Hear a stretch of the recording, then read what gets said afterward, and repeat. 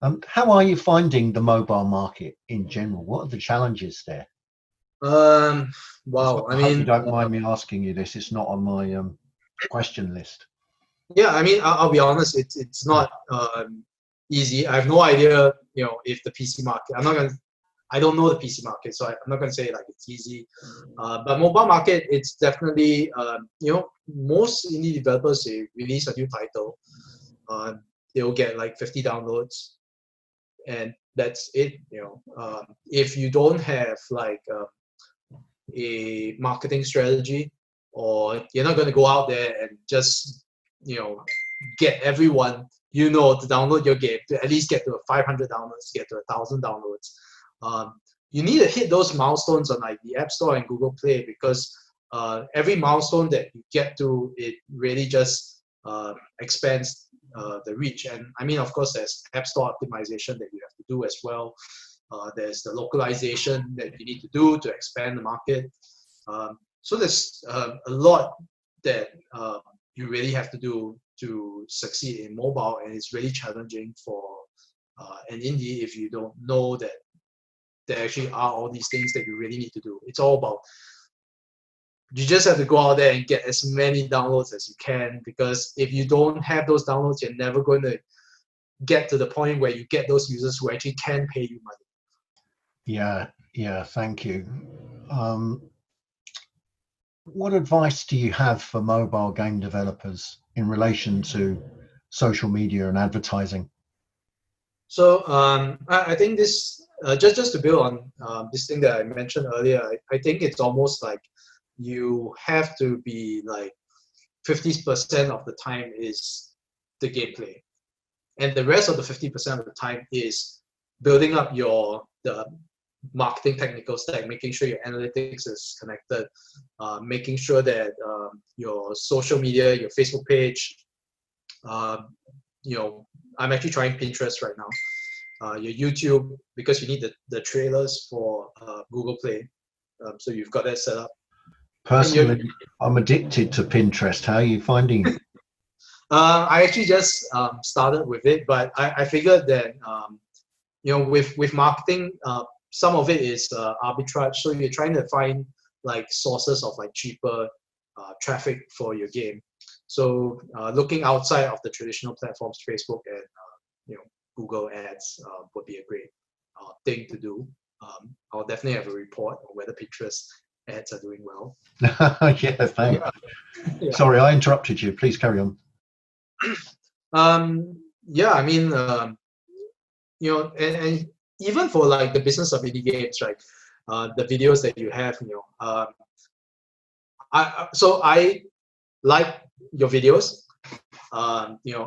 If anyone who's watching this video, please do have to like the video, because that helps the business of indie games get more exposure. And I mean, it's just the way social media algorithms work, right? Likes, comments, shares, especially, whether it's like, and okay, I guess this doesn't work for games, but apparently LinkedIn, the algorithm is still pretty clean. So a like is a like.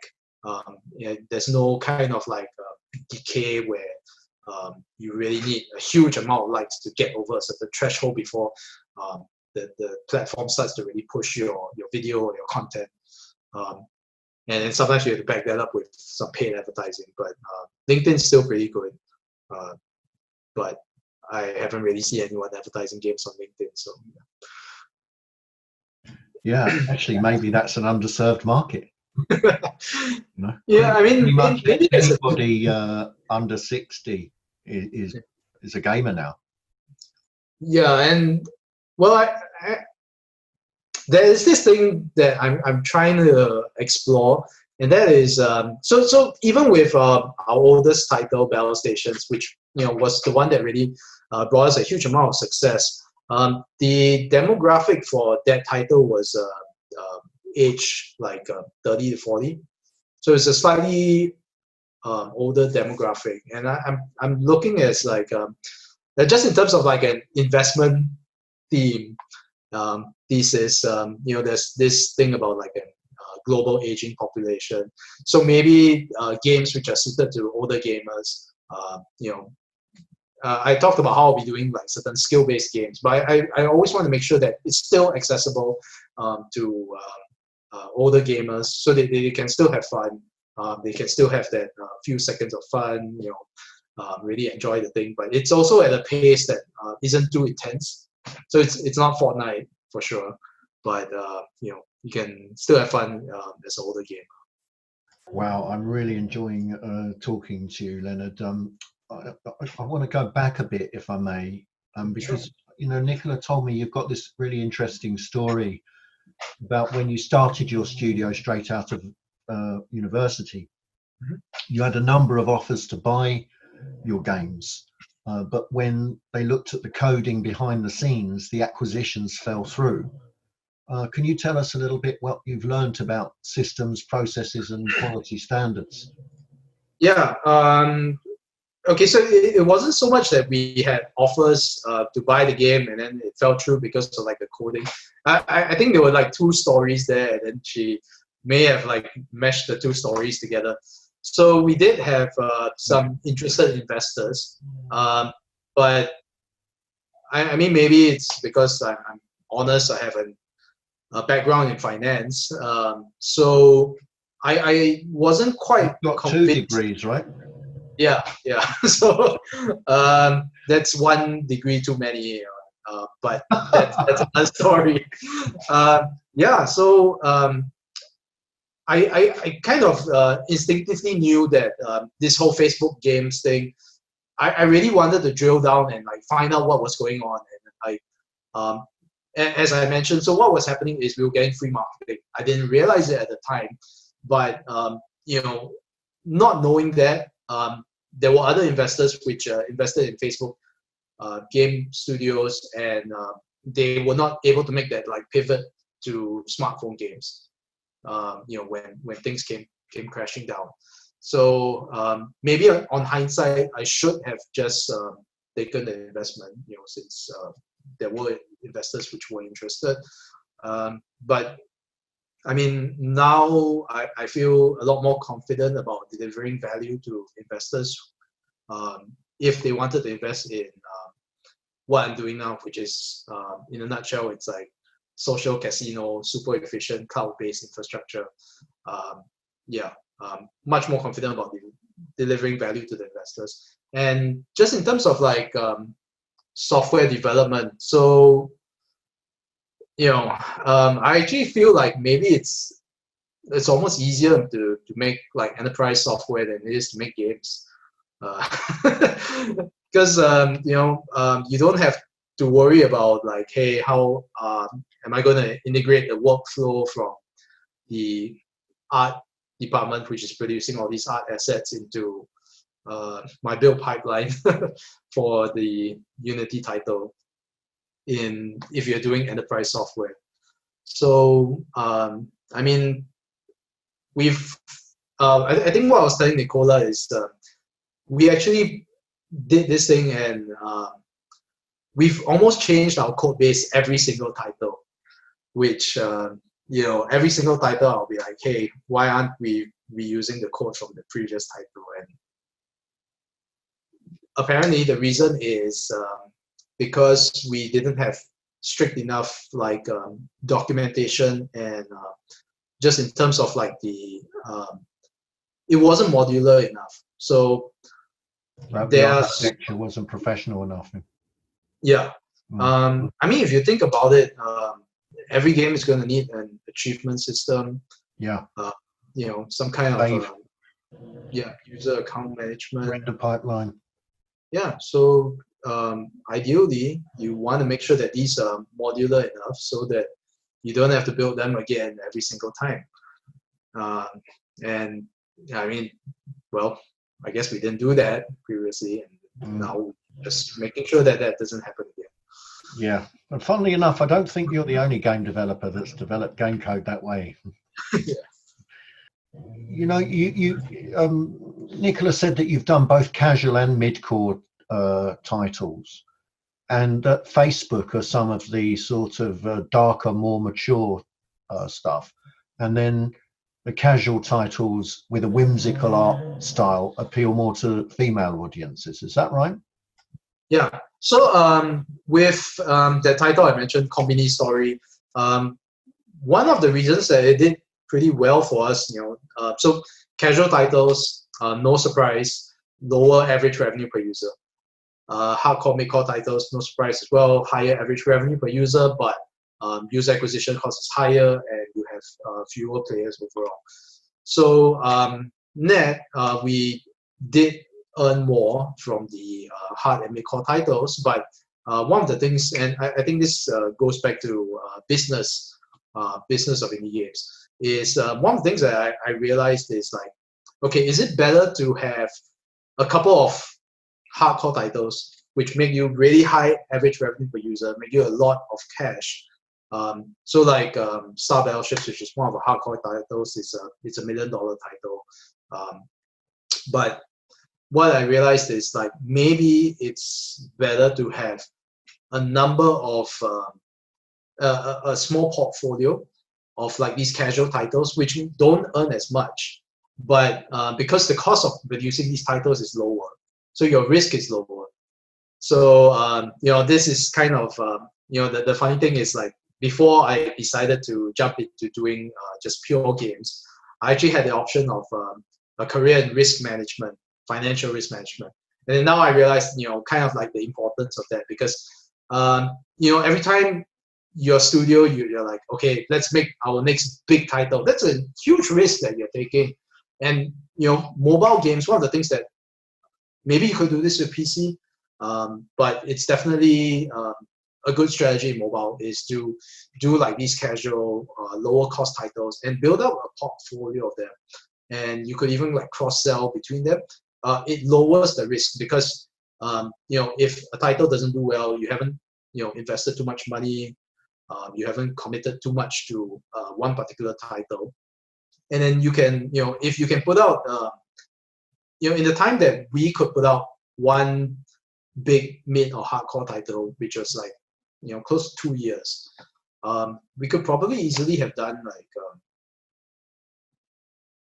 8 casual titles in like the same time, and maybe we would have spent even less money, and there would be a lot more code reuse between those titles. So yeah, I mean, I think from a financial and risk management point of view, that makes a lot more sense to building a sustainable and a good indie games business. Yeah. Yeah, I mean, I've had the exact same experience. Like I've done original titles a couple of times. They take 18 months to 2 years. It's a much harder sell. And then I've done the other end of the spectrum where you start the work in February on a kids title on PlayStation, and it needs to be out for Thanksgiving, which is in November. So that means it has to be finished in August, so it can be tested and then shipped. And you can turn that around and make a profit on that much easier than doing the 18-month high risk activity. The unfortunate thing in the games business, or fortunate thing, is that the high risk original titles are much more interesting projects to work on, right?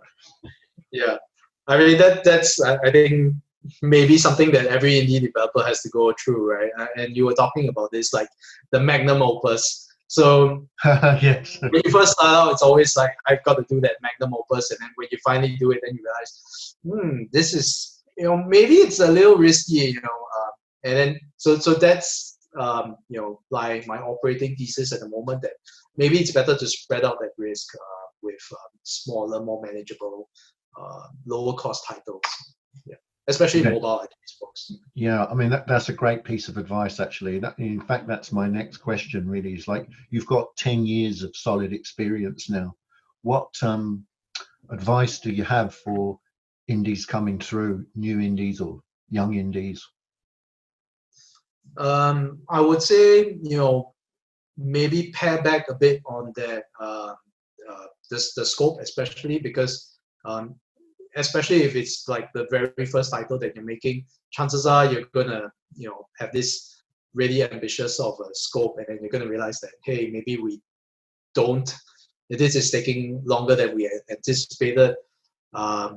So maybe, and I've given this advice to some other like local indies who've talked to us before. It's just try to ship your first title, like just keep the scope small, ship it, because you're going to learn so much, from the first title you ship. You're going to realize that, hey, there's all this marketing stuff that needs to be taken care of. People talk about like, hey, you should get a publisher, which is a lot easier said than done, right? Which you've been through that countless times. Yeah, many I times. mean, for us, it's always been like self-publishing, and even though we've had publishers and we've acted as publisher before, but it's like, and I totally understand having published 2 titles. It's challenging, being the publisher as well, because your margin is squeezed between what the market actually pays you, and you still have to pay the developer. So it's not easy for the publisher either. And yeah, so just I would say just try to have more quantity first, and then build your experience and the process. I think process is a huge thing, and I guess for the more technically inclined viewers out there, code reuse, right? Yeah. Yeah, thank you. I mean, that's a really good piece of wisdom, actually, because that way, when you actually ship something small, you get to go through the whole process from the concept through to testing, and then getting through all the platform holder technical requirements, as well as all of the marketing. Plus, you get to understand how the industry works. Yeah, great piece of advice. Thank you. And can I ask you, this is Nicola's question here, if you had your time again, would you do anything differently? Wow. I mean, to be honest, I would not, absolutely, the first 5 years of my career, I would not change anything, because that was just a huge opportunity. It's, I think one of the things to recognize, it's a once in a lifetime thing. There won't be another similar sort of, like Facebook only happens once. The early days of the iPhone only happens once. So I think some indie developers, like, I didn't believe that VR, was going to have its coming. So I felt it was still a bit early. And I mean, there were, I know some developers that actually did pretty well on VR, but I know quite a few more which they went all in on VR, and it just didn't quite have that. It wasn't the new platform that was going to take off the way Facebook did, or like the smartphones did. So I think even for myself, I think it's important to just make sure you keep kind of like your skills updated, so that if there is a new opportunity which presents itself, you can really get onto that platform quick and kind of ride that wave of growth. I mean, so back to your question, why do things any different? First 5 years for sure, nothing would change. Second 5 years, I mean, it's hindsight. Of course, I would have done things a little more efficiently with the code reuse, pay a bit more attention to our software engineering process, and make use of cloud earlier. And even for like customer service, for indies, you should just totally use like AI and chatbots for customer service, because as much as we would prefer human customer service agents, which I used to have, but it's really not very scalable. Yeah. So yeah, I mean, you've just got to keep improving and learning kind of like new skills, because I guess not just games, but the broader software industry is just constantly changing, and a lot of these new developments that we've talked about, cloud, what is it, analytics. This is just like in the last 5 years that's really started to take off. So it's still like fairly new. Yeah. Yeah, absolutely. I'm right there with you on the code reuse. I think now, if I look back and I kept working on the same engine in the same genre for 20 years, I would now have the engine at the top of its at the top of the tree in that particular genre. And then the other thing I think for myself is I wish I'd learned marketing alongside development from day one, you know. Yeah, but I think marketing is this never-ending thing that we just have to keep learning, and it's changing, right? And just keeping up with the SEO, ASO. For people who are watching this, stay in touch with the business of indie games. Join the Discord, and we're just sharing all our learnings. And anytime we find something new, I just want to share it with the community and just help everyone just achieve greater success. That's right. That's what this industry is great at. All boats rise together. How can people reach out to you if they want to connect? Right now, LinkedIn is probably the best place to just connect with me. Always happy to discuss games, marketing, technology and software engineering. That's currently my main thing right now. But yeah, I mean, just hope to show developers a more efficient, smarter way of producing the game, so that they can avoid a lot of the pain that we've had to learn kind of like the hard way. Yeah. Thank you. It's been a real pleasure. Yeah, it's been a pleasure too.